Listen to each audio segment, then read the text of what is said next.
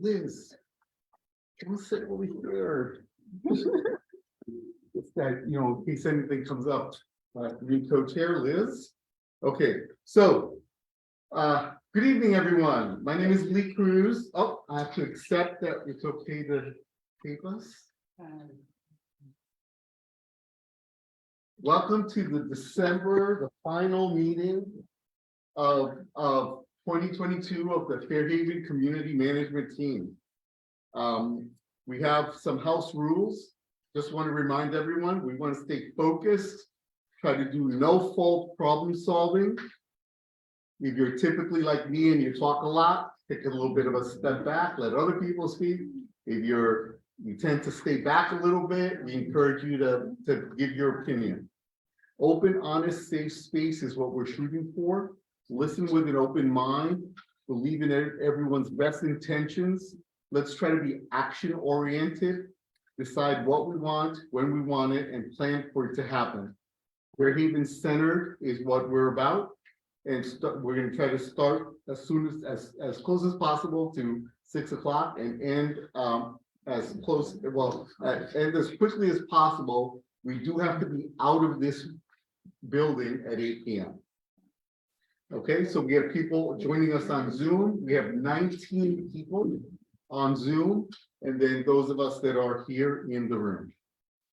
Okay, so mute your microphones if you're on Zoom and use the chat box. And only unmute yourself when you're going to speak. We've started the recording.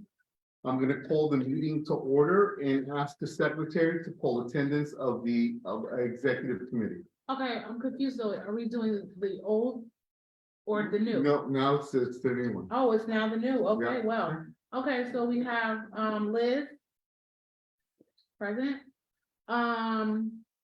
Is Gina here? Gina is here. She's online. Oh, okay. Abby Here. Adam Here. Lee Here. and myself. Okay, yeah. There was some question about this, but we did check the bylaws. The new executive committee takes a charge as of December. We thought it was January, but the bylaws say December. Okay, we've had the roll call. Going to ask anyone who's online to please introduce yourself to the extent that you want to. You can say just your name or your name and the street that you live on. I'm going to activate the chat.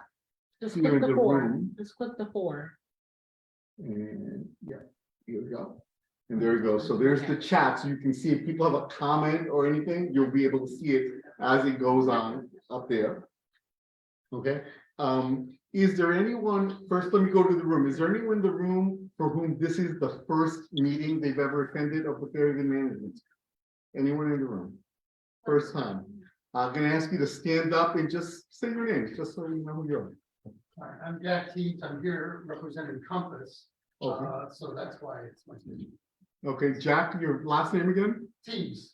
Okay, and Compass is from City Hall. Yeah, I'm City Compass. It's this collaboration with the city and other organizations. Excellent, thank you. And also Patty? Yeah, hi, Patty Scussel. I'm the transportation director for Mary Wade. I used to attend the meetings about 7 years ago when I was vice president of youth development for Starpic. Wonderful. So happy to be back. Thank you, thank you. Is there anyone online for whom this is your very first meeting with us? Anyone at all? Unmute yourself and introduce yourself. Anyone? Okay. I think I recognize all the names in chat. Yeah, okay, great. Have we established quorum? Oh, Can you please double check if there is Carlos Gomez? Yeah, because it's a person who I can introduce that to the meeting. oh, okay, so is I don't think so. Carlos Gomez present? No. No. Okay, he's not, but if he shows up, Yeah. we'll see it. Okay, do we have quorum? Oh, yeah. Okay, so we've established quorum. So I'm going to ask, first of all, for approval of the minutes from last month. So would anyone like to God, no. Mhm. Motion. Thank you. To make a motion that we approve the minutes from November. Cindy? Yeah. Can I have a second? I second enthusiastically. Second, okay. So let's go. So we have a motion and it's been seconded. Was there anything, did we miss anyone that wanted to say anything? Was any correction to the minutes? Yes, Maureen? please. Maureen has a note. Yeah, go ahead, Maureen. Okay. First of all, under the voting procedures for last meeting, the one line, can you hear me? Yes. Okay. Go ahead. It says, shall we proceed with the vote tonight defying the bylaws? I personally did not feel that I was defying the bylaws. I felt like we had discussed that and how they were applying under COVID rules, et cetera. So that verb is, So do you have a recommendation for? it was just, shall we proceed with the vote tonight on the bylaws? Do you have a problem with that? No, it was just- Okay, It's semantics for me. We can Okay. change the verb. so we will change that. But then I don't see the results of the voting. I see there was a motion to close the vote and that motion passed, but am I missing something? No, that you're totally correct that we're missing the actual results on that. Okay, So we should probably not approve that because right. we probably want to get all the actual vote count and everything in there. Actually, Christina, do you still have all the paper ballots and the totals for that? I have the paper ballots, but they're not with me. All right, well, just so that we can, if we can put the You want- totals in. You want the tangible paper ballots? No, the total. The total is in the document that we both have access to. Oh, okay, you kept going because I know that all the unopposed, we stopped counting those because they were unopposed. No, I didn't keep going.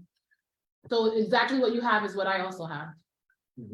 I didn't edit it since the last meeting. Okay, so let's see if Adam can call on those quickly. If we can't, we'll move on.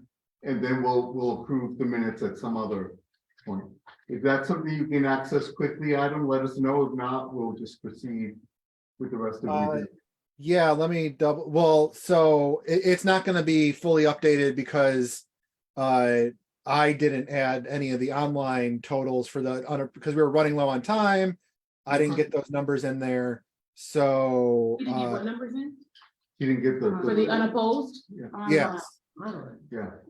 So I just wanted to get the vote totals for the election. Let's have you focus on the meeting now. Yeah. And let's approve the minutes next month. Unless you do it, let us know if you, please, folks, remember to keep yourselves muted if you're not speaking. Folks that are, yes, thank you.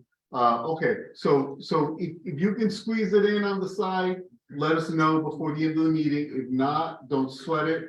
We'll approve the minutes next meeting. Okay? Yep. So we can proceed. Okay, so the minutes are on hold for now. The financial report, Darlene.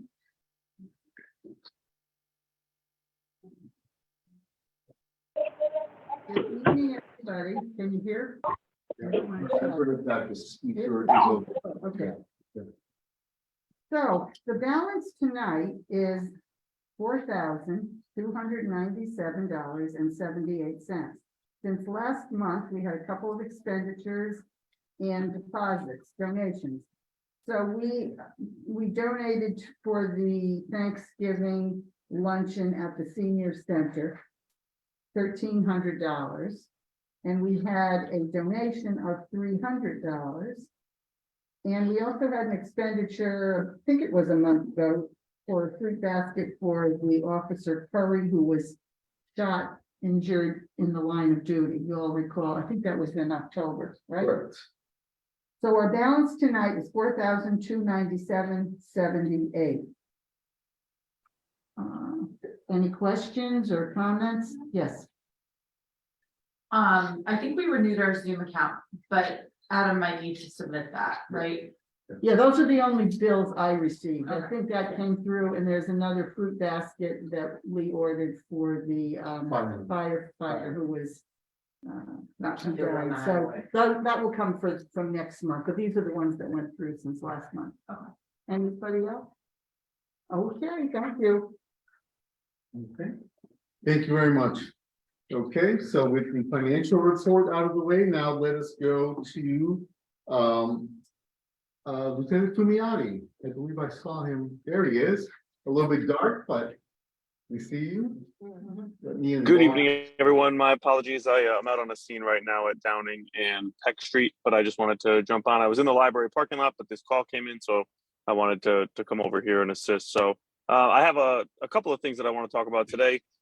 First off, the month was I would say a very good month, but it's as far as our crime statistics go, the month of November was a very good month overall, looking at the statistics in Fairhaven. One incident that sticks out, unfortunately, was a homicide.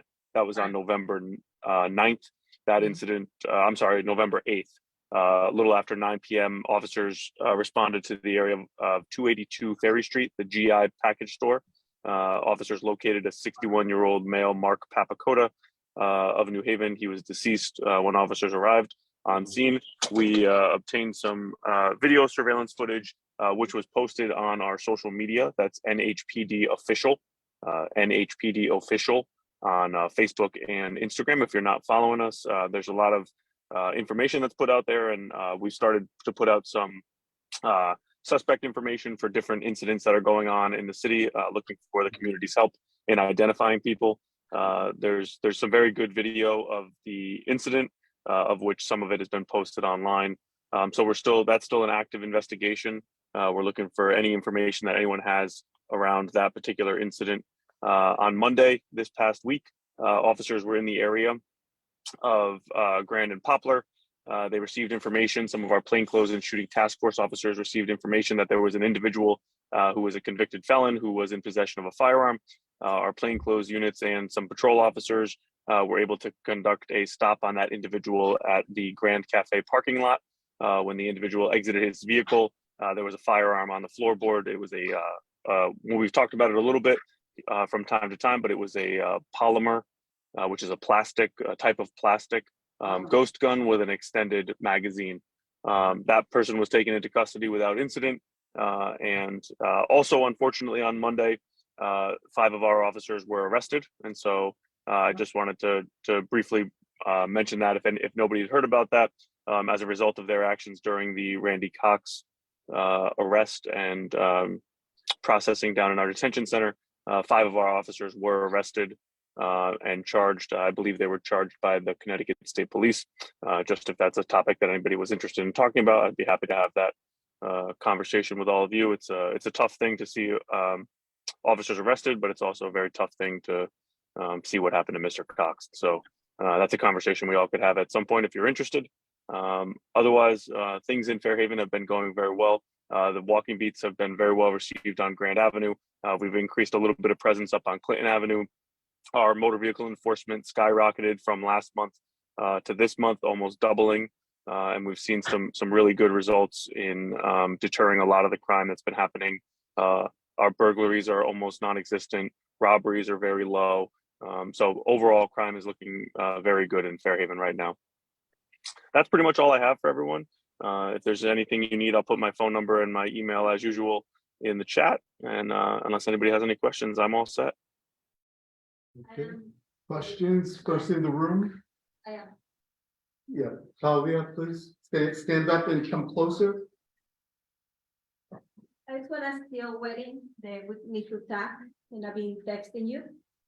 And let me know when then you'll be able to contact me. And I send you a text, and hopefully we can get together. Okay. Sorry, what's your name? Claudia Herrera. Oh, okay, Alder. Hi. Yeah, that's fine. You can shoot me a text. I Okay. have some time tomorrow if you want to meet. I know it's your day Yeah, off, but if you want to meet okay, tomorrow, we can do that. Yeah, we'll do that. Thank you. All right, thanks, Alder. Anyone online want to make a request or ask a question of the lieutenant? I don't see any hands. Any other Anyone else in the room? Okay, I think we're all set, Lieutenant. Thank you. Thank you, everyone. I'm sorry, I have Thank you. just one quick question. Oh, I'm one trying quick to type. question from Christina. I have a question for you. There's a street that's like behind Brewery Square, so I don't know if it's an actual street. It's like when you come into the driveway and then you curve around. There's been people like opening, like going into those cars. But I don't know who to contact. Like, I don't know what street that is to say like, can we have some eyes on that spot? So if I'm understanding you correctly, it's like an extension of East Pearl. If you were driving the wrong way on East Pearl towards Chapel, Okay, you so would it's continue Pearl. over, and that would be like East Pearl, correct? Got it. Am I understanding you correctly? Yes, I only know it from coming in through the driveway, obviously from Brewery Square, and then just cutting around that corner. I didn't know it was East Pearl. It's the same Yeah. So place. when you see if you see people out there, you can always call us, and you can just say to the officers, if you drive through the driveway on Brewery Square and come out on Chapel Street, it's the street that leads up to that. I don't even know if that street has a name, but the officers know that area, so that would be, they would understand what you're talking about. All right, perfect. Thank you. When is that happening, or is it like, have you noticed a pattern, or is there Well, my anything? husband and I were awakened Tuesday night into Wednesday because our apartment faces the water. And so he literally woke up and started to set his own car alarm off to like scare them off. But Great idea. They were opening doors to see whose car door like that they had forgot to lock. And then once they heard the alarm go off, they jumped into their own car and fled. That's great. I mean, not great that it happened, but great that your partner there had the idea to turn his car alarm on and scare them off. That's a fantastic idea to get them out of there. Great. Something for all of us to keep in mind, stay safe in our homes or wherever we are, and activate your alarm, and you can do so when you see a situation like this. I'll remind everyone that Lieutenant Fumiati has put his number in the chat, but also every agenda always has his phone number on it. Feel free to use that that's his cell phone, text him, and he'll get back to you. Okay, so we're gonna move on in the agenda. I regret to inform you that Carmen Mendez, our LCI specialist, is not with us this evening because she reported to me and told me it was okay to say she has a torn ligament. So she will be out for like 5 weeks. So there is no LCI report this evening, but she has every intention of being here for the meeting in January, and then we'll report at that time. The next item on the agenda is the reminder of the quarterly presentation by our Civilian Review Board representative.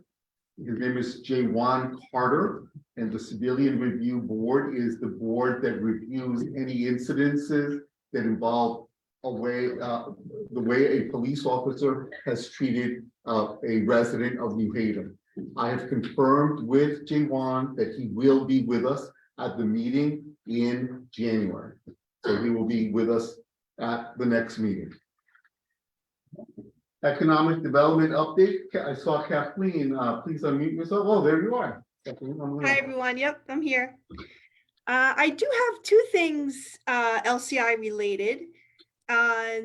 So I'll start with that and that part of Grand Avenue. Valentino's, as you've probably seen, Valentino Taylor's bought the commercial condo on the ground floor on Grand Avenue where City Seed was, and they have successful execution of an exterior facade grant, and it looks great if you've seen it. And also the LCI interior leasehold program. They had a 10,000 matching grant to refurbish that space. I don't know if anyone has had a chance yet to go in there. They did some really nice work, and you know, it's more feet on the street and customers coming to Grand Avenue for there and for the other businesses as well. The other update from LCI is the Strong School. As you know, the RFP, the developer was chosen, and now they'll move into a memorandum of understanding, and that document will precede and lay the groundwork for what we call the land disposition, land development agreement, which of course they'll be beholden to the requirements in that contract, and that goes through the closing transaction for the Strong School. And LCI also said they will be able to take control of the property to keep it clean and maintain it. So you should see hopefully some improvements, at least with cleanliness, in the very near future. In between those two Grand Avenue locations, some new businesses. Woody's Wings, which was on Whaley Avenue initially, they have moved into, they say it's temporary because it's small for them, but it's a great addition to Grand Avenue. And Salsa's has expanded. Oh, really? Their restaurant, yeah, they're expanding. I assume just into the adjacent space.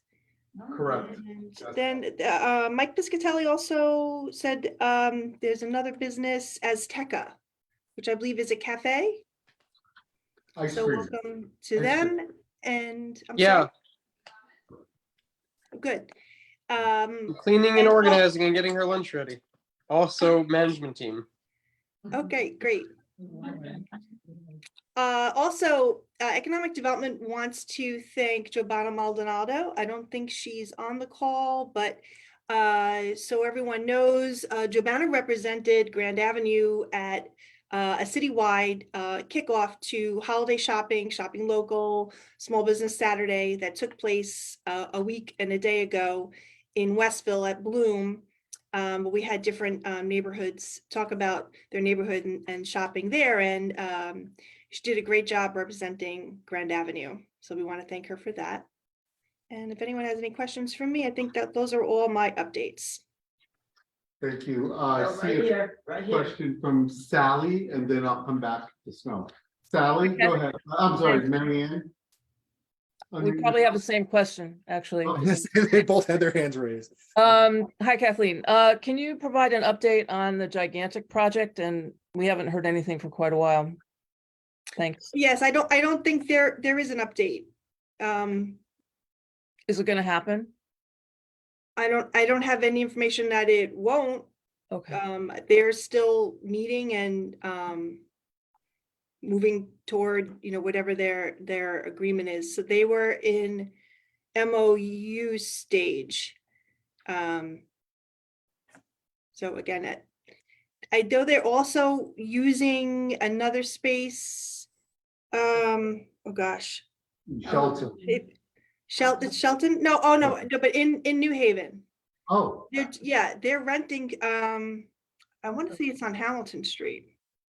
And they're doing work there. I'm not sure, what work, what kind of production or otherwise, but yeah. So I don't have an update because there just isn't one.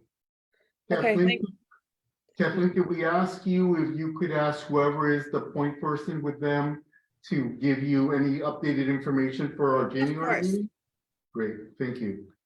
Any other questions? I Snow? want to make a comment. Woody's Wings are very good. I've been up on Upper Whaley. Woody's Wings, they're very good. Yes. But your number's not working though. The last time I've been calling, it's out of service. I haven't- Oh, you know what? It's probably, I'll pass that information on. I wonder if it's because it was maybe a landline that he didn't transfer Yeah, because it's been from the saying. other location. Okay, I'm Yeah, gonna he has propose. quite a following. I'm gonna propose that what we do is we go to the chat with any information about the Wings place, as delicious as it might be. Cindy has a question. Chapel and Blatchley, Chapel and Black, oh, okay, that little luncheonette place. right? It was where the Jamaican place was. Yeah, it was a luncheonette. Oh, yeah. Okay, if anyone has any additional information, please put it in the chat so we can keep going. Okay, any other non-wing related? Okay, seeing none, I'm going to thank you. If you need to leave us, as I believe Lieutenant Fumieri had to do, have a pleasant holiday. Thanks, everyone. Let me just unpin you. Okay, great. Okay, so as all of you know, we have an agenda that is preset with categories. so as to allow us to think systematically of the things that we do. So we have not, for this meeting, received any requests in the areas having to do with responsive government, and community development, environment or immigration, health, housing, or public safety. So we're gonna go over we have received in health, housing, and public safety. And so our first presenter for this evening is not gonna be Billy, it's you, sir, right? Yep, step right up. Elm City Compass Program, please step up next to the secretary.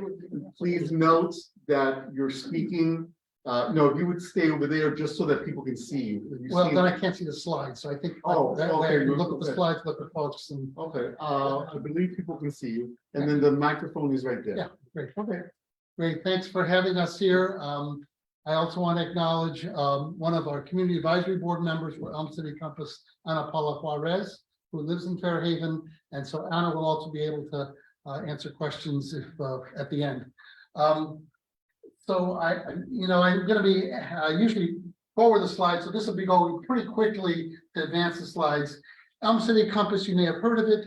It's a program by the city, the Consultation Center at Yale, and Continuum of Care with additional support from the Connecticut Mental Health Center and the Connecticut Department of Mental Health and Addiction Services. So Compass is Compassionate Allies Serving Our Streets. We go to the next slide. Whoever is, and as you can see, the Elm City part, we all know in New Haven is about, New Haven is the Elm City. Go to the next slide.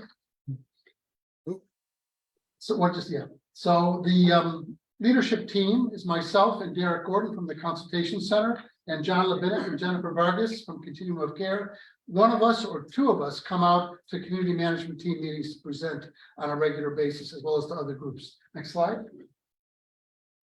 The origins of Elm City Compass was that after the murder of George Floyd, there was an outcry of needing a civilian response to people in crisis. And so New Haven commissioned a planning process that started the civilian community crisis response team. It included many different stakeholders throughout the city.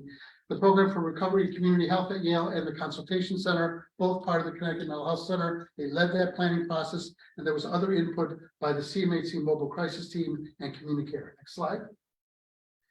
Planning included a long list of organizations and people involved. We did 14 focus groups. We did 3 community forums. We engaged 50 crisis response service providers throughout the city. We also collaborated with first responders in the city and city leadership. We contacted crisis response programs across the country, and we were fortunate to be part of a learning collaborative, a federal one, where we got to see what best practices are for this, because it's pretty new to have a civilian crisis response team. And we were very fortunate to have a DEMAS, Connecticut DEMAS support us as well. Next slide. So if we can just go through all of these, I'll walk through each one of them. It's animated. Just pick it again and again. There's like 4 or 5 of them. And again, that's it. All right. Okay, great. Thank you. So this summarizes the focus groups we did. These are people with lived experience of crisis response in New Haven. So 14 focus groups, the community forums, that 83% is the percentage of people that attended either of those that said they felt heard and listened to. They felt they had good input. And so the program that was developed really came out of the community's experiences of lived experience of crisis response. Over here are the characteristics of people that were in the focus groups and the forums. As you can see, a little bit more than half were female, about a third male, and a smaller percentage of non-binary transgender individuals. 77% were New Haven residents. Many had lived experience of mental illness, substance use problem challenges, being arrested or being in prison. And the demographics of the participants was pretty broad-based. Next slide. So what did they tell us? Community members said that crisis response is sometimes ineffective, including police crisis response for people with mental health and substance use crises. They also noted that there was strong support for having mental health experts, including peers with lived experience, go out and be crisis response individuals and to respond independently as well as with police and fire. There was support for post-crisis supports. One of the things we heard was that people thought there was only two alternatives. You go to Yale, which is Yale New Haven Hospital, ER, or jail. And there needs to be alternatives to Yale and jail. Wow. Members felt that there should be a mechanism for ongoing feedback for community residents, and members felt there should need to be deeper community change that causes crises. Next slide. Service providers told us something very similar, but they drilled down a little bit about the actual reasons why services weren't working so well. There weren't enough resources for people in crisis, particularly housing resources. Services that were existing were often poorly integrated and coordinated. Sometimes people didn't know where to go. And there was family and peer support wasn't used as much, and there are a lot of barriers, some of which are statutory barriers. There's certain barriers around discharge and eligibility requirements. Language is a consistent barrier for people, as well as stigma of all the conditions that lead to crises. Next slide, please. So where are we now? Well, based on the planning process, the city executed a contract with the consultation center at Yale. We subcontracted a portion of that to Continuum of Care. About 2/3 of the money goes directly to services to fund the crisis response team. It's a 38-month period, and includes training and protocols that were developed with the police department and the fire department. Very recently, we launched November 1st. You may have seen some of the news coverage of that. We've now been in business for 4 weeks. We've seen about 60 individuals, 60 crisis responses. We're very excited about this.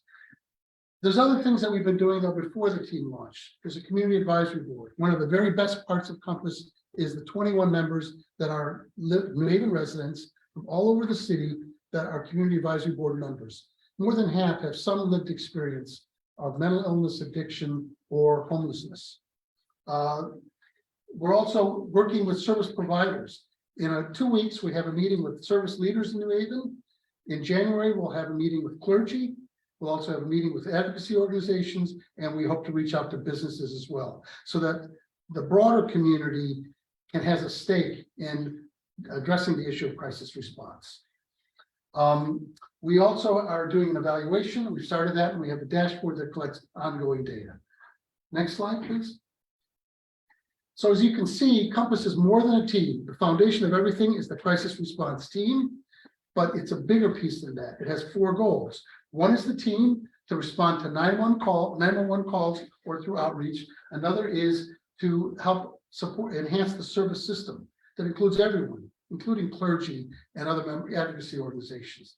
To have a community advisory board that provides ongoing feedback about how we're doing, and then to do a comprehensive evaluation. Next slide. So 2 things about our approach are really central to it. It's trauma informed.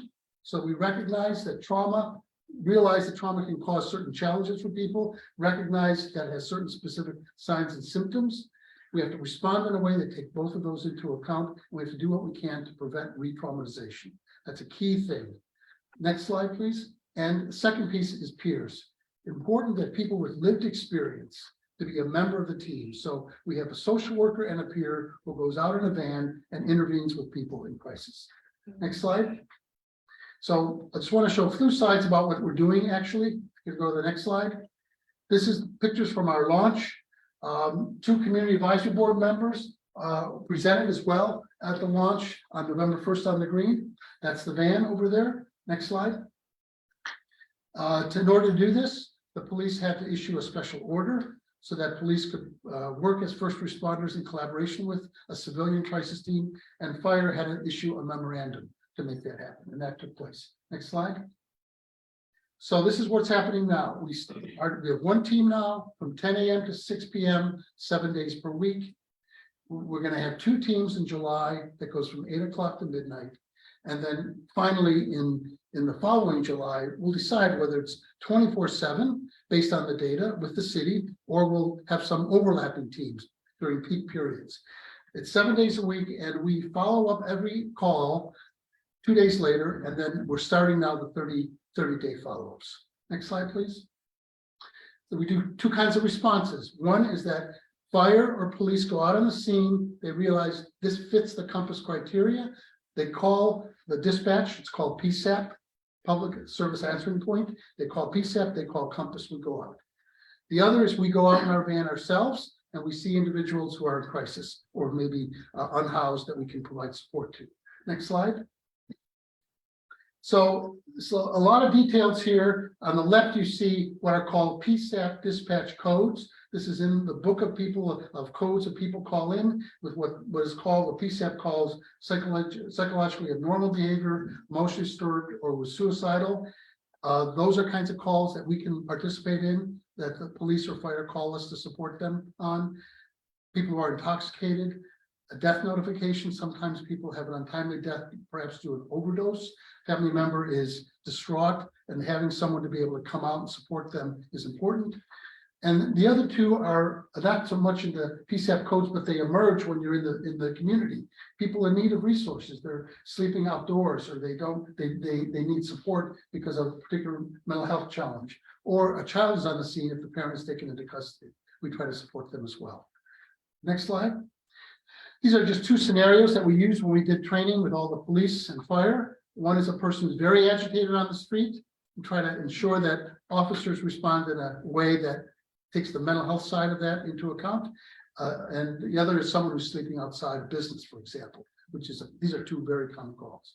Next slide. The final slide really is what Compass can do and what we cannot do. We can respond to crises based on requests from fire and police as well as through outreach. We can refer to people in crisis with priority of diverting people from the emergency room or to incarceration. We try to consult the police when we're on the scene about mental health and addiction needs and services, and we can transport people in our van, but not for medical reasons. What we can't do is we can't admit someone to the hospital directly. They need to go to the hospital to be admitted. We can provide services. We cannot provide services outside of New Haven, and we cannot split up our team. The team works together. So I think that's our last slide. Thank you for your time. Sorry it was a little quick, but I know there's an agenda to keep. Okay. So Questions you have? yeah, we could go back to the view of everyone who's online. And I'll stand here. Okay, great. And there was one comment that was made. Are there any questions first in the room? Claudia. Hi, Hi, how are you? So unfortunately, when you was answering my question in Israel, my line went out. Oh. So anyway, this is one part of the reason that I was asking you in Grand Avenue. One of the questions clarifying. There is some businesses here, they are small businesses and ready for women. And the problem that we have with the police is that cannot approach sexual individuals for many reasons, as you know. In that case, you guys can help. Not directly right now. Right now, Compass is not going to dispatch directly. We're using our experience over the next 6 months through outreach and through the work we're doing with fire and police to determine what kind of calls we can directly go call an 911 call. But right now, it has to go through police or through the outreach in the van. Okay. You will be open to quickly introduce one of the businesses and you get for a first hand what is the problem? We're going to try to assemble, the city has a whole group of businesses, you know, that they connect with on a regular basis. In February, we hope to actually schedule one of those meetings to be able to. Walk around it? Yeah, all the neighborhoods of the city, identify what are the needs of businesses, because, you know, if Compass is successful, it's going to create challenges, right? We're gonna see gaps in services. We're gonna need to all then get together to solve those gaps. And that include businesses finding a way to also support the things that, the services that people need. So it's gonna be a community effort. Then we have a question online, Adam.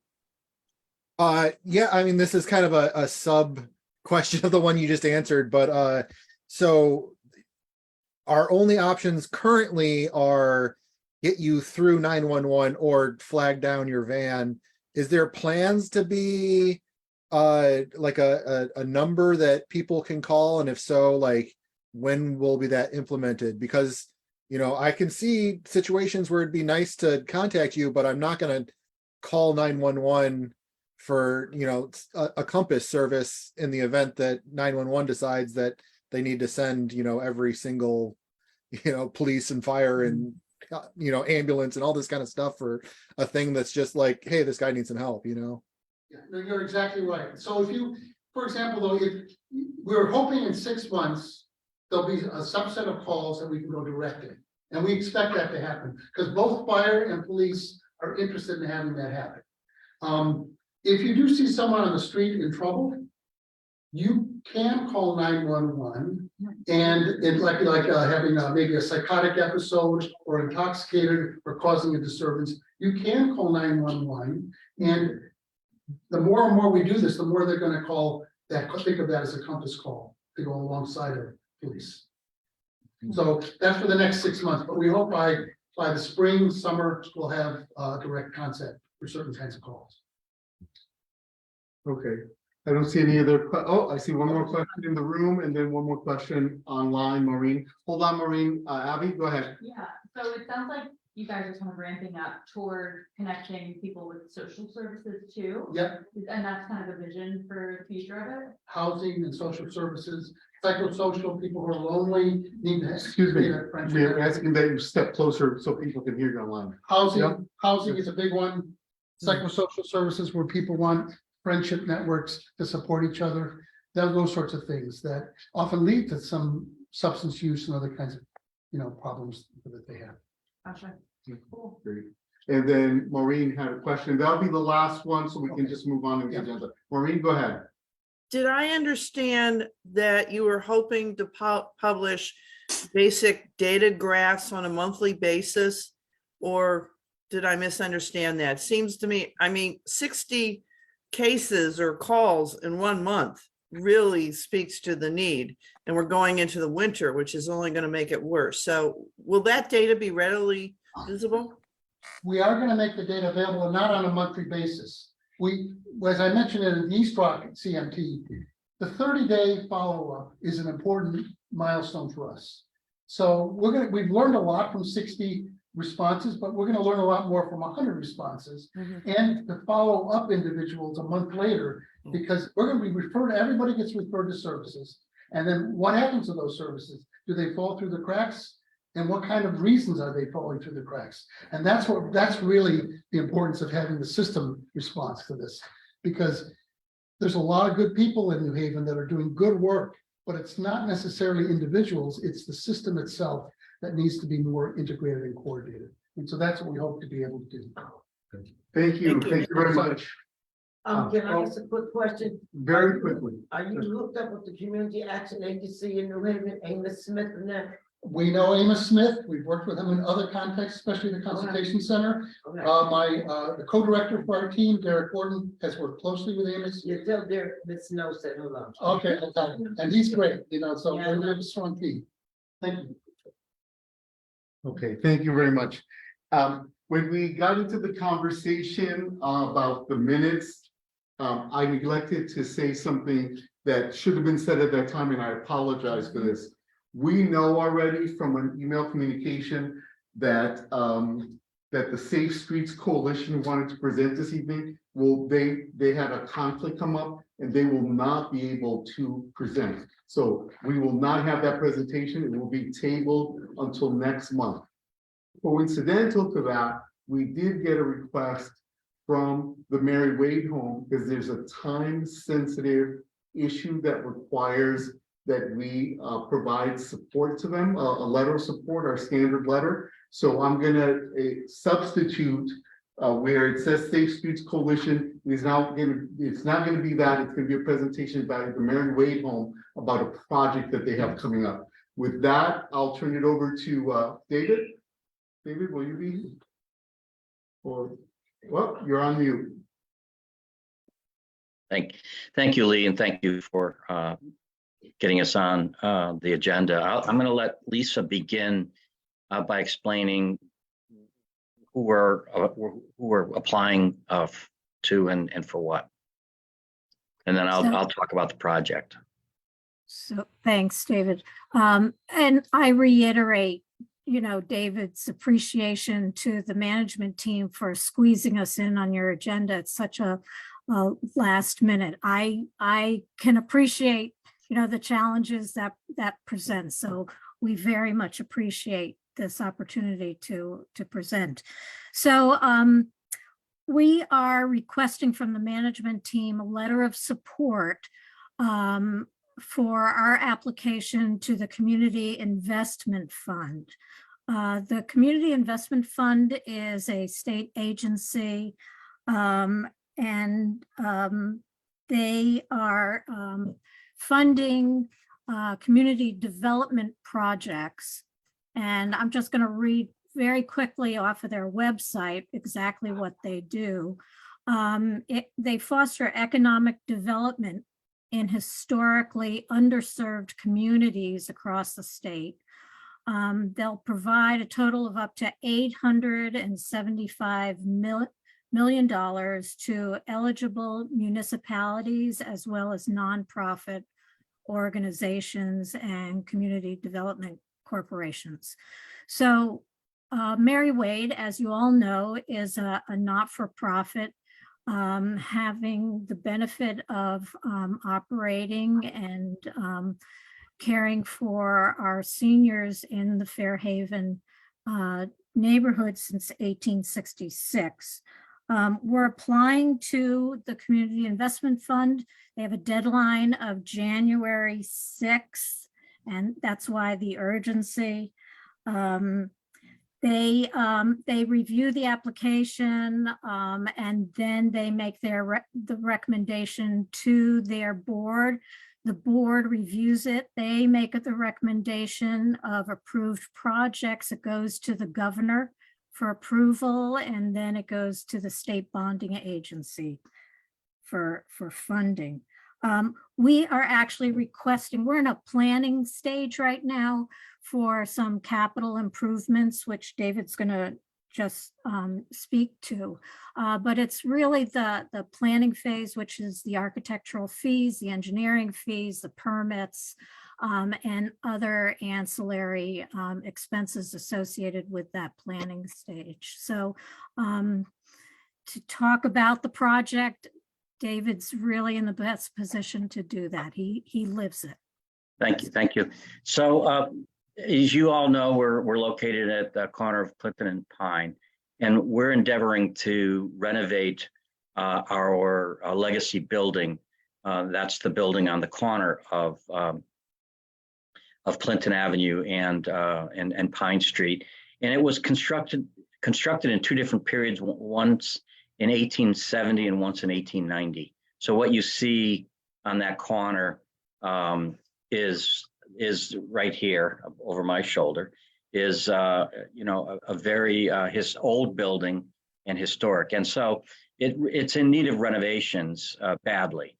This building currently houses 45 people, and it's essentially an assisted living model building program, but it's funded by the state of Connecticut, and virtually 96% of the people living there are on state assistance. So these are seniors with minimal finances who do not need a nursing home but need supportive services, and it's called the residential care home. It's been in need of refurbishing, and then COVID hit, and we realized, we really need to up that building with respect to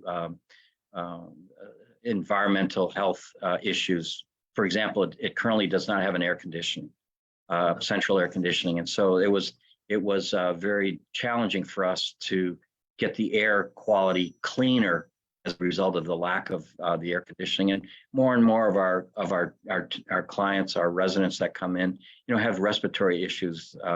And so, central air would be ideal for cleaning the air and preserving their health in a better way. And then many of the rooms have shared bathrooms, and so that's again another infection control issue.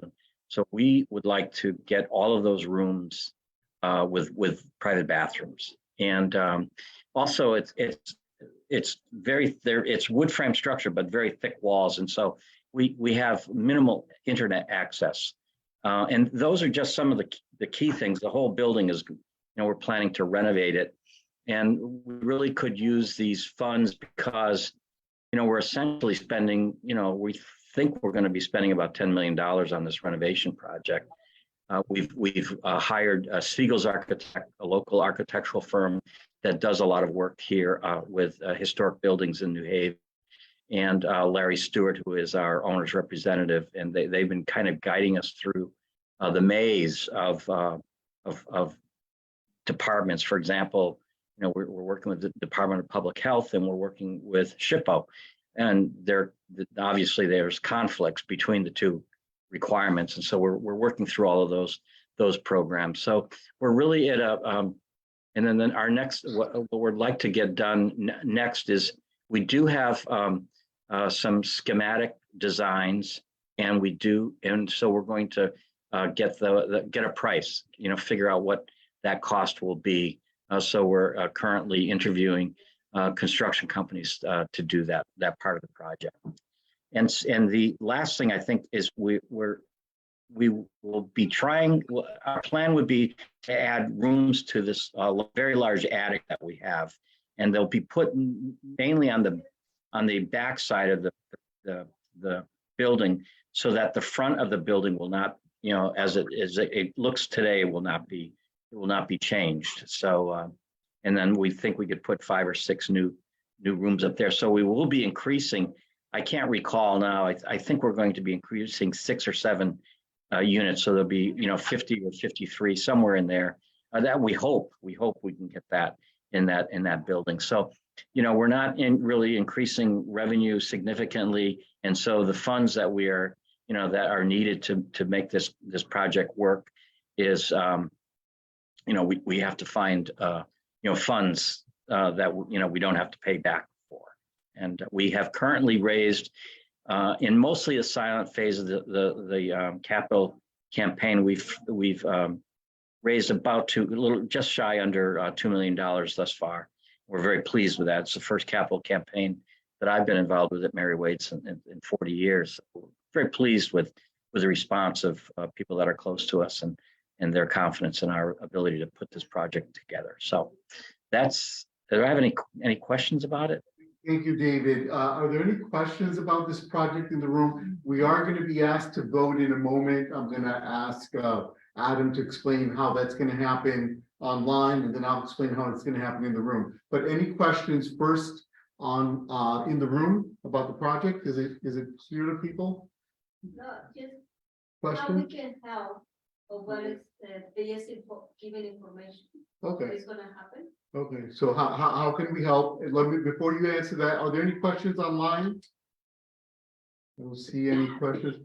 Oh, a question from Adam. Go ahead, Adam.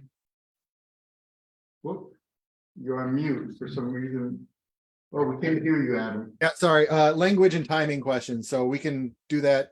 That's probably more, I'm just curious, normally we keep our votes open until the end of the weekend, which we would be able to get it to you on the 5th.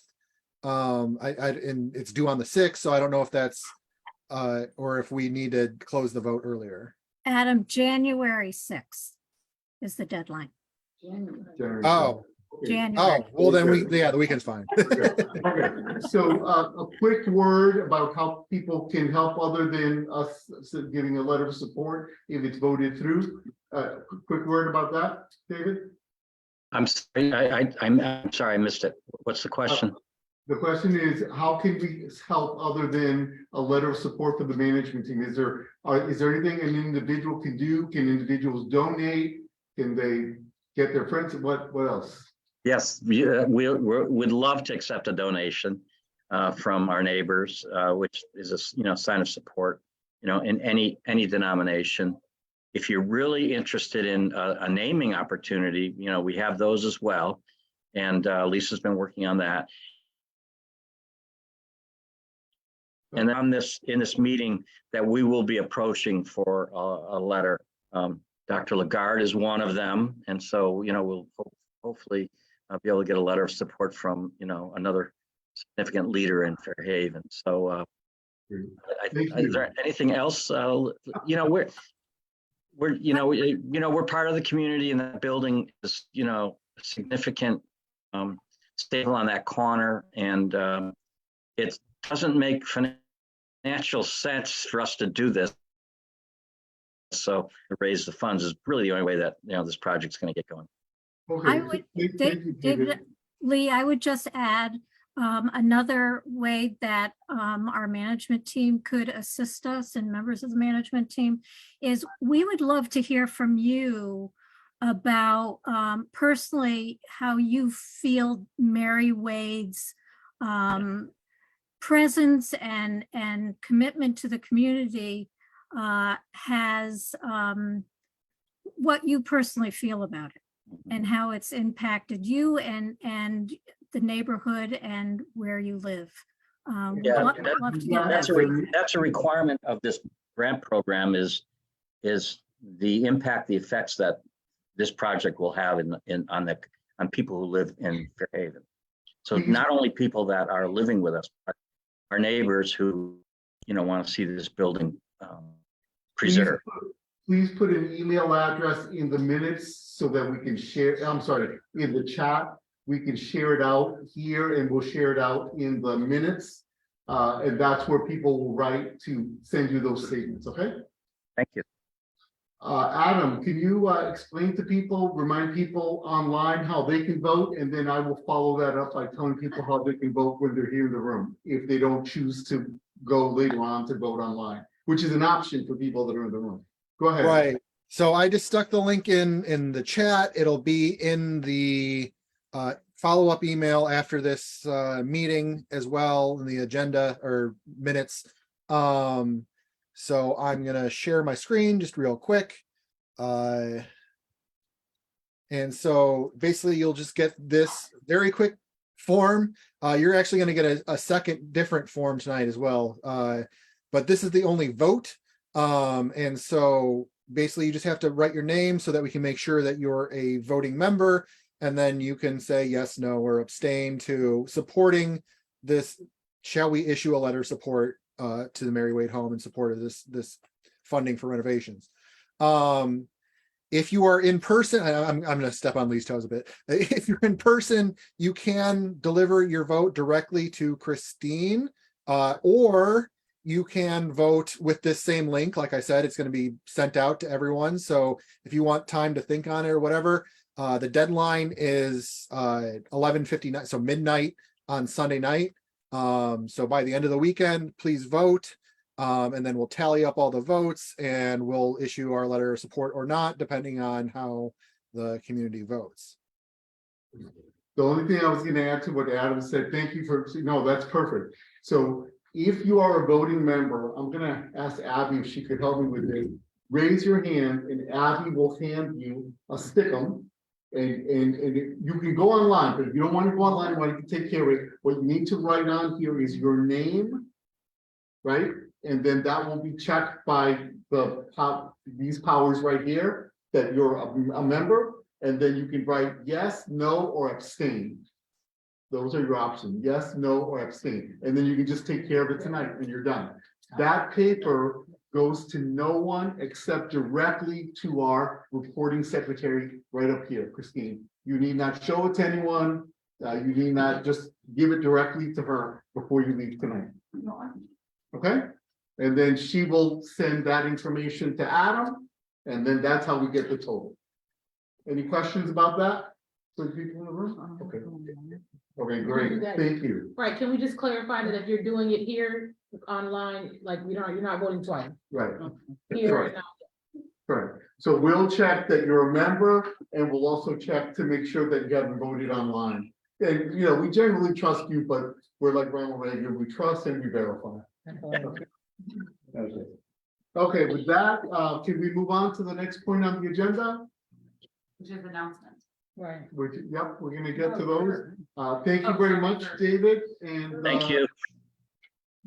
for that. Okay, so before we get to the celebration, and just to tempt you to stay. Do we not have Kirk? Sorry, folks online. We have mini cupcakes to celebrate the last meeting for the people that are here. Not now, at the end of the meeting, while you're voting, while you're chatting. You can still rush down here and get some. There's enough for everybody. Okay, with that said, so we had some items that came up at the meeting that we want to just mention to people. We don't want to have a discussion about this, although we'll answer any clarifying questions we can. These are some ideas that have come up, and we thought we'd put them on the agenda for January or February. But we want you to know about it so you can be thinking about these things. The Kirk is next Oh, before. I apologize. You are absolutely right. Kirk, I apologize. Please unmute yourself and give your report. Sorry about that. That was folks. my bad, really, no worries. Well, we, hello, everyone. We have another reason to, or another celebration. This month is our birthday here in Fairhaven. It's our 105th year serving the public this month. And so hopefully in another 105 years, well, we won't, none of us will be here probably, but we hope to keep hosting these meetings. For all those who are here in the building, you'll see some of our upcoming flyers, but we have a lot going on to celebrate this month. Kids are welcome to come on Saturday. Saturday morning, there is going to be a organization bringing in games. And I have to look at this a little bit more carefully because after Atari, I didn't really know too many of these game systems, but they'll have consoles like Nintendo Switch, PlayStation, Xbox, and also virtual reality with Oculus Quest. So kids, bring them in Saturday from beginning at 11 o'clock. It's the company's called One Up Games, but it's all free to attend. And then next Saturday, so that's the following Saturday, the 10th, we will have Music Haven, another one of our neighbors here in Fairhaven. They'll be bringing their string quartet and some of their student performers, and they will be doing a rendition of Peter and the Wolf. After their concert, they're going to have an instrument petting zoo. So for anyone, particularly kids, who are interested in the instruments, want to learn more, you can talk to the performers about their instruments. We'll also have birthday cake and refreshments to observe our 105th birthday. And then after that, we're not done. We have local historian Joe Taylor, I think some of you know him, who will be doing a presentation from some of his collection of postcards about what New Haven and Fairhaven looked like 100 plus years ago. So that will be next Saturday. Everyone's welcome to attend those, and stop in, and you'll see other events that we have coming up too, for kids right up through adults all month long. Hope to see you here. Thank you. Thank you very much, Kirk. And may I just say that for those of you that don't know this, Music Haven, there's the kids that are learning how to play, but their instructors are world-class musicians. They are from Yale University and they are from other parts of the world, and they play in some of the best symphonies in the world. These are very experienced musicians. If you have never heard them, you are in for a treat. The quartet is amazing. So just for everyone to know that. Okay, thank you again, Kirk. Now, announcements of things that we're thinking about that we want your considered opinion, which we can chat about, clarify, but we're not going to discuss it in depth, and we're not going to vote on this tonight. So the first item on that agenda is, most of you know that we have for many years until COVID had an event in September that was kind of like an outreach cookout. And this event was intended to just let people know the management team exists, and we're here for you, so on and so forth. So we were chatting about that at the management team, and the observation that was made is that this event, we haven't done it for a few years because of COVID, but it coincides with what is now a ton of events that happen because school is starting. So everybody and his brother and sister is giving kids backpacks and inviting them to events. So we'd like for the body to consider that in 2023, we would do this event, but instead of doing it in September, we would try to do it in June. And there are two reasons, a couple of reasons why we were thinking to do it in June. So instead of our June meeting, we would do this event. But one of the reasons is the one that I just stated, that instead of doing it in September, when there's a whole bunch of events now, we do it in June, where there are still events, but there are fewer in number.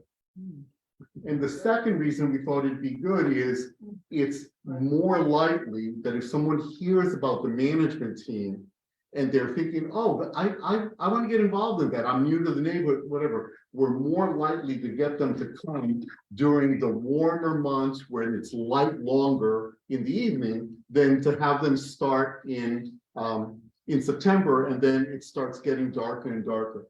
Again, we're not going to discuss this tonight, but here are the items that would be true whether we moved to June or we stayed in September. We have to do fundraising. The city is no longer giving us money. So we have to think about fundraising. And I had volunteered to be a person that works with others to raise funds to do this. Two, we want to organize this with the alders. We don't want this to be a side thing. We want to reach out to the alders and say, hey, we want to do this with you in the same spirit that David Steinhardt has organized the Thanksgiving event, right? Number three, we want to talk about vendors at this event and specifically reach out and try to do everything we can to invite some of our local businesses, restaurants, ice cream sellers. Somebody mentioned wings a little bit earlier. And the reason why we want to do that is because we want to say to them, hey, we're your more likely customers, and we're going to have this event, and then there's going to be the whole summer where people are likely to go out. So let's encourage you to support us and then encourage people to support you.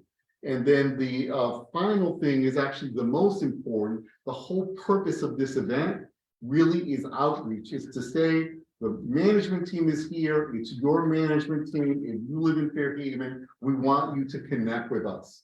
So that is item number one. Are there any clarifying questions that would help people to understand what is we're being asked to consider for a subsequent meeting, either January or February? In the room?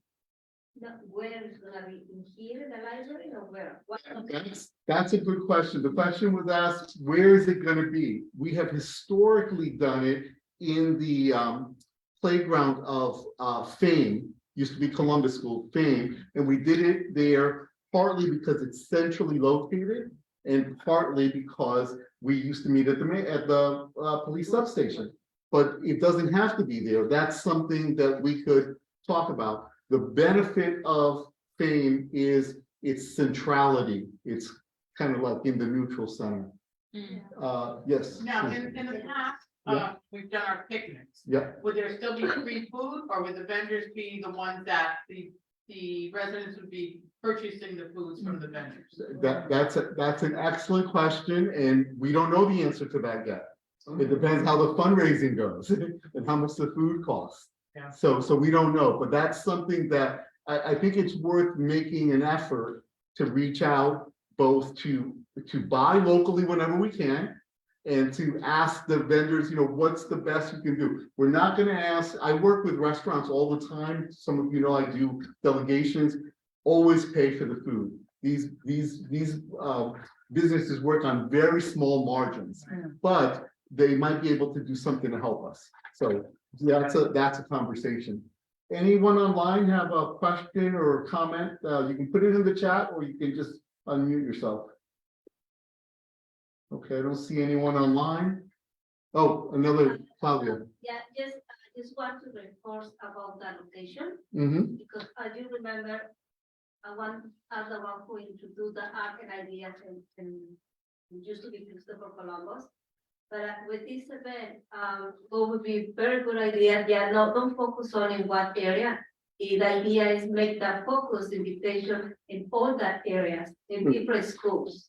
Because when you focus the attention only one, seems like the rest of the neighborhood say, what about that? Excluded. So I would like to see that, if you could guide with another conversation for the other schools. Sounds like we need your help on the outreach committee to make sure that we're sensitive to that dynamic, where it feels like it's belongs to one section of us. Is this a Fairhaven community event or is it a citywide event? No, this is Fairhaven focused because our goal, our ultimate goal, everything gets measured against, is this gonna help to get the management team out there, in our management team, out there for people in Fairhaven to know that we exist and what we do.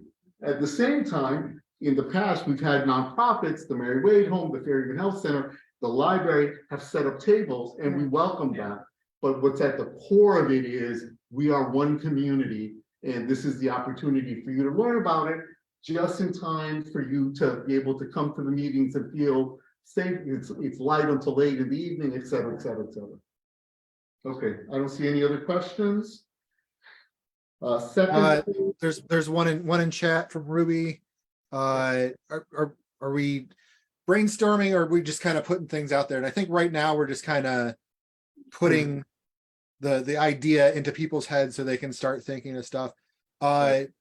Christina, did you get to print out that survey? I sent it super late. Yeah, we did, we printed it out. okay. Okay, so I mentioned that then, Alan, please. yeah, so people in person, there's a paper survey. Online, I'm gonna send it to you right now.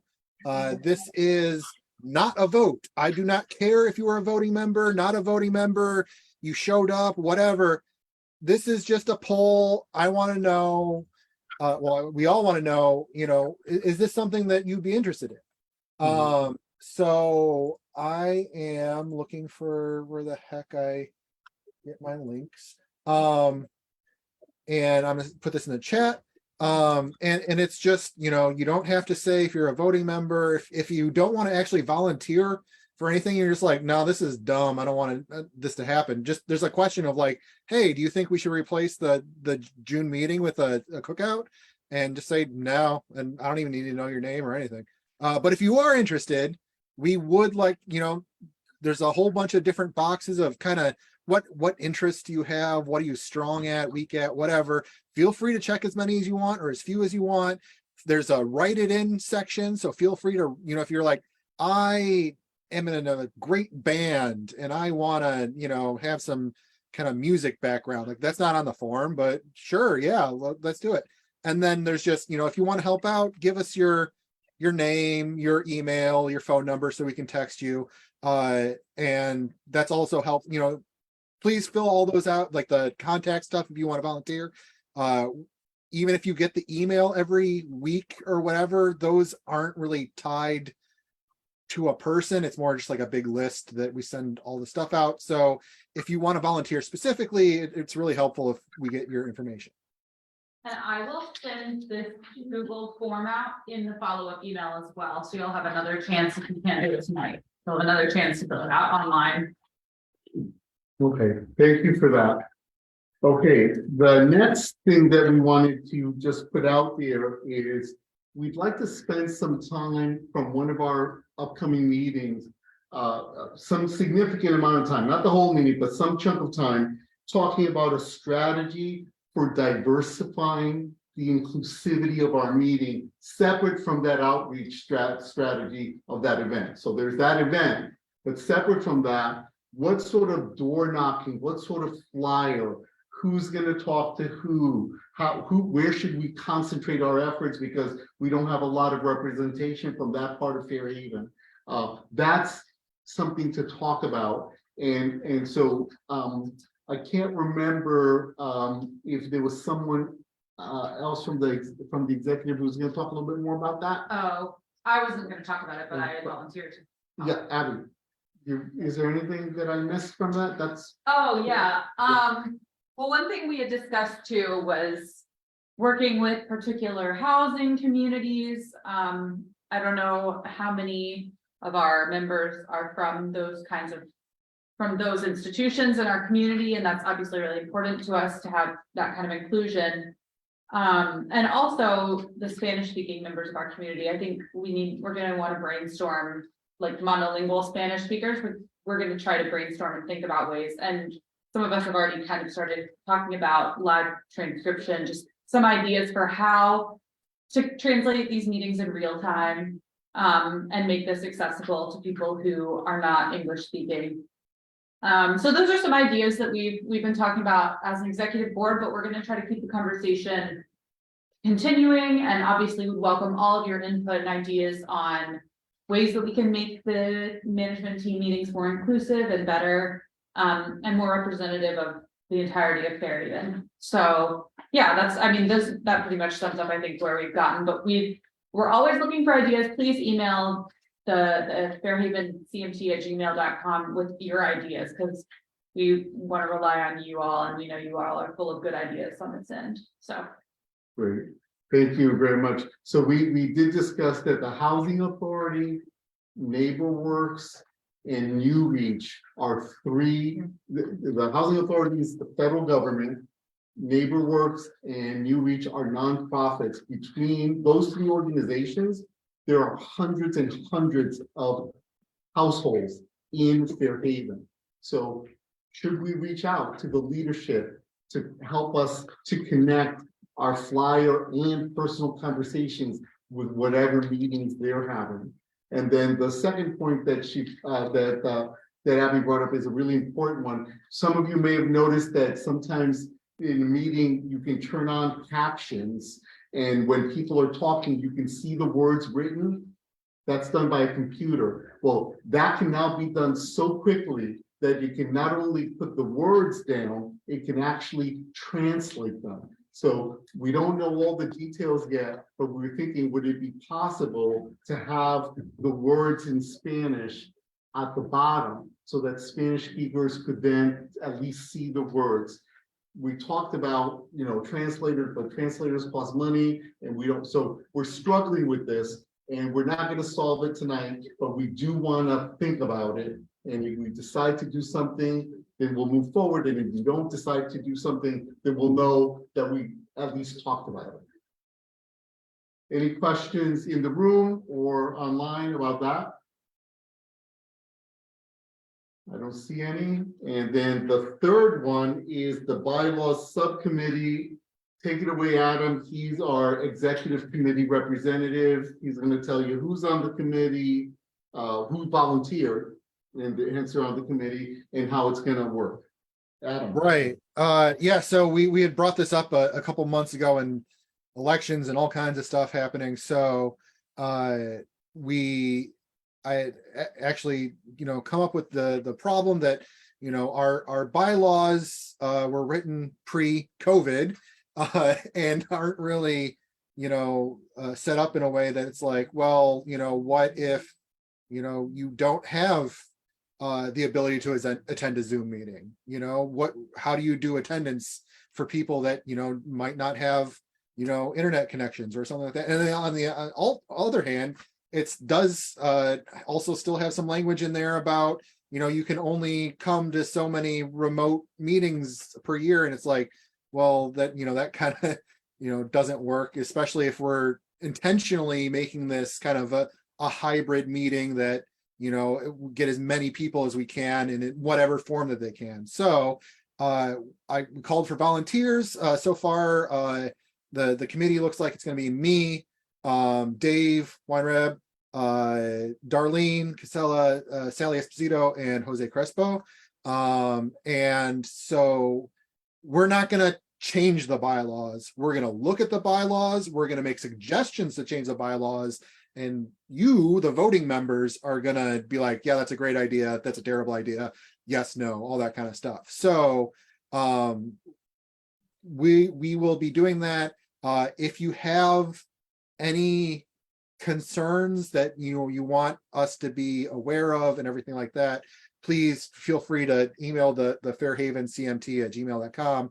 We'll get to that. And then I will be sending out a doodle poll in the next couple days to get these people who have kind of mentioned that they would be interested together and see a time we can all meet and stuff like that.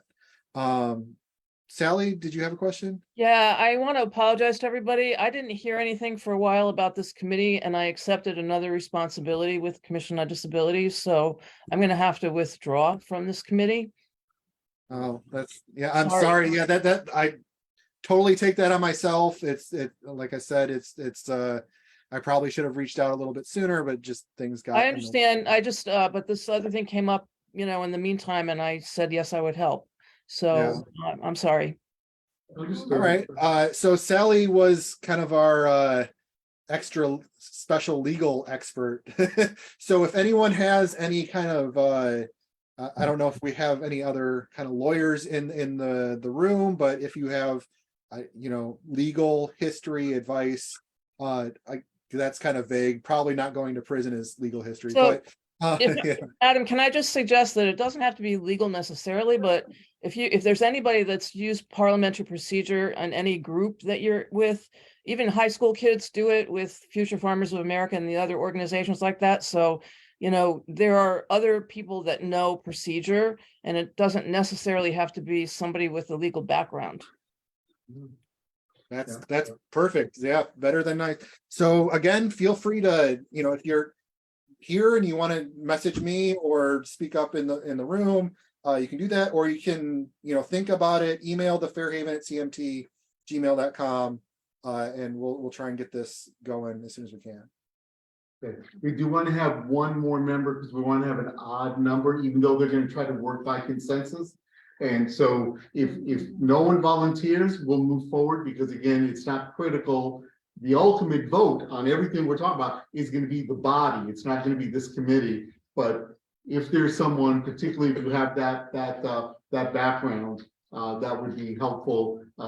Please email us at fairhavencmt.org at gmail.com. I can help. I don't have legal background, but I've done a bylaw manuscript. You said, that helps you at all. I know you've done that. I know several of you who've worked with that, and I know that you're good at that. So I That's remember- Patty Scussel, and she. I'm sorry, can you say who that was again? Patty Scussel, and she is here in representation of the Mary Wade home. All right. Can you go ahead and send an email to the Gmail, just so I have your address, and we can, after I get that, we can start getting everything scheduled out. Wonderful. Okay, thank you. Any clarifications or? Okay, let me go back to seeing everybody online, so I can see if I don't see any hands up. Okay, so what we have left between us and Just a quick question. All people here in CMPs basically have the same bylaws since. no, we do not. We're happy to talk to you about that. Oh, okay. Yeah, just for you to know. Yeah, that would be a nice thing, but we're gonna go to the reports of the alders. If you have a question, I'll take it. If not, then you'll have your choice. I wanna, before she tell me, remember, everybody signed a petition? Oh, yeah. Well, when we give you, so we're gonna go to the alders now. Okay, so the first alder is Alder Koopa, who's not here, and the second alder is Alder Claudia Herrera. Please, whatever you want to say, the floor is yours. I was gonna say, neither, report, but the secretary is going to let. Yeah. But I just want to make sure that everybody signed the petition to the title here for the, Grand Avenue. And there is a list for the business, and a list for the residents. Anyone that is here, please sign it. And I don't know how we're gonna get it. What's the petition? It is about the Grand Avenue in Cleveland. You want me to? Yeah. What it is, we got Grand Cafe closed, right? It was a model. They can no longer open a bar there, right? But the police arrest people and then they go out. And then they arrest them again and then they get released. So we actually had someone here from the State Attorney General's office, and they're willing to go to the judges and say, not only is this a problem, because we're saying it's a problem, the residents and the businesses of Fairhaven are also concerned about this. So if you sign this petition, you are saying through the Attorney General's office, so this is kept in strict confidence, as we go out to the world, to the State Attorney General, tell the judges, we have been in contact with the community and they want you to really, if someone gets arrested for the crimes that cause violence or unsafety on Grand Avenue, we want you to take this seriously, that the community is interested. Now, I could read the words to you, but I think it's more important that you read the words. It's not very long, it's one paragraph, but I just ask you to keep in mind, this one is for residents and there's a different one for businesses. And so we want to keep it separate because in their mind, they're two different groups and we are different groups. So that here, that we can do that at the end of the meeting now. We're gonna make this petition available online for the people who are online. You'll get to see this petition and decide whether or not you want to sign it. But all we're trying to do is say to the state, please take our police seriously. Any questions about that? Adam? So the email or the petition, we have a copy that I put in the chat. However, it's just like a form, like like something you would print out and sign. How would you go about submitting to this petition with, could we just print this and sign it, or should we do something else? That I have the answer for that. The initiator of this is my wife, Sarah Miller, who is the alder from Ward 14. And what she asks you to do is print it, sign it, take a picture of it, and then send it to her. Her phone number is on the agenda. So you can just take a picture of it with your phone that you signed it, and then just send it directly to her. And then she's gathering all of these. She's going to go with Lieutenant Fumiati to the State Attorney General's office, who, by the way, the State Attorney General grew up in Fairhaven. Can't think of his name, but William Tom. no, the guy that's in charge, Oh. not that guy, but the guy that's in charge, the prosecutor for this area. Dominic, is it Dominic? That sounds right. Yeah. Anyway, Sarah met with me, grew up on Atwater Street. So anyway, that's a side note. So he is willing to work with us on this. So if this interests you, sign it. If you feel uncomfortable, don't sign it. We're not trying to pressure anyone to sign it. Quick question, are you gonna do a door-to-door get signatures too, like you did? That's a great question to ask Sarah Miller. Oh, okay. Okay? Yeah. I do not speak for her. I've learned in over 20 years of marriage, never speak for her. Alder Festa is not here. Alder Miller is not here because she's at a committee meeting, but she did send a report and we're gonna hear it right now. Yep. Okay, sorry, everybody can hear me, right?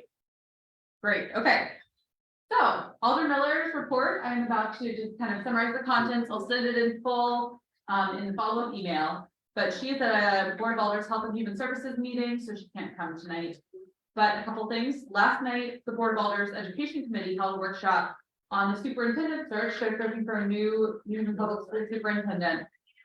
They have a firm that they have hired based in Nebraska to conduct this search. And so there was a public meeting about this. And she is inviting your thoughts on this process, and we'll keep everybody updated. She is having office hours at this location on Saturday, I believe from 10 to 11. You can come in person and Alder Miller will be here to hear any thoughts you have on that or anything else. So you've just spoken about this message to the Attorney General.